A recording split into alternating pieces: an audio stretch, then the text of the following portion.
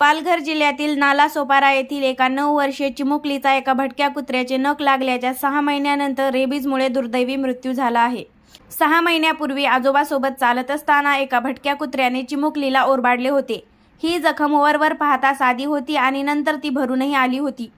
कुत्र्याचे नख लागल्यानंतर तिला रुग्णालयात नेण्यात आले होते, परंतु इंजेक्शनच्या भीतीपोटी तिने लस घेण्यास नकार दिला आणि रडून गोंधळ घातला। जखम साधी असल्याने कुटुंबियांनीही तिला लस घेण्यासाठी फारसा आग्रह केला नाही।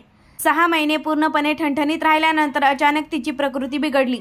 तिला अन्नाचा आणि पाण्याचा तिरस्कार वाटू लागला, डोळे लाल झाले आणि प्रकृती चिंताजनक झाली। तिला मुंबईतील कस्तुरबा रुग्णालयात दाखल करण्यात आले। सोमवारी उपचारादरम्यान तिचा मृत्यू झाला। रेबीजची लक्षणे दिसू लागल्यानंतर त्यावर कोणताही इलाज उपलब्ध नाही, त्यामुळे कुत्र्याशी संपर्क आल्यानंतर त्वरित 24 तासाच्या आत उपचार घेणे हाच एकमेव मार्ग आहे। इंजेक्शनची भीती असली तरीही डॉक्टरांनी सांगितलेला अँटी रेबीज लसीचा पूर्ण कोर्स करणे अनिवार्य आहे। अर्ध्यावर उपचार सोडणे जीवघेणे ठरू शकते।